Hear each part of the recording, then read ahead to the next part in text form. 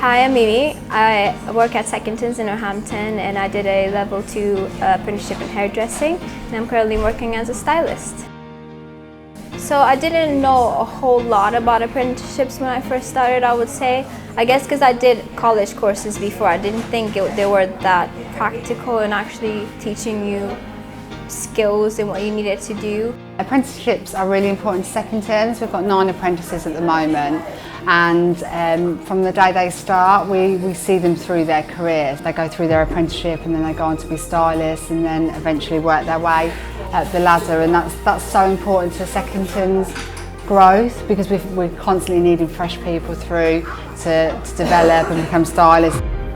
Every week I'd sit down with my manager and she'd ask me like, how are you getting on? Is there anything that I need to work on? So she'd point out if there was something that she thought I could improve on and how I could do that, and if there was something that I believe I could improve on as well, then I'd let her know, and then we'd work on that together. We'd do courses, and she'd have like the managers make sure they give me enough support on what I needed, and then obviously with my tutors at college, if there was something practical or anything in my apprenticeship that I needed help with, they were always there for me. Mimi was at a really high level, so she worked really well with clients. She had a really great confidence with them, really good rapport with her clients. She just was very natural, so it came really natural to her, and it was really natural for me to be able to just sort of dip in there and help her on what she needed and what she didn't. She loves feedback. She wants to know how she can improve the next time, how to make herself that bit better of a hairdresser.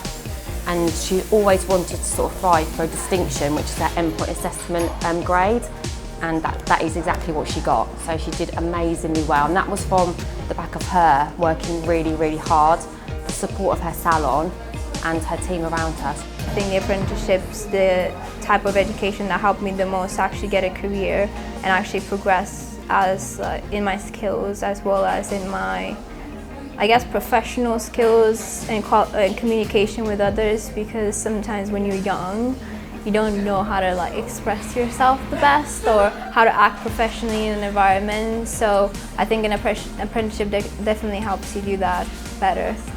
We always, as a team, like the apprenticeship team, we always support the learners throughout. So where we see that they need that support, we obviously speak to the employers and the learner to make sure we are supporting them in the right area, developing them, making sure that they were just really high standards, and that she was ticking all the boxes that she needed to with professionalism, health and safety, as well as her technical skills. So everything had to be sort of like a full package.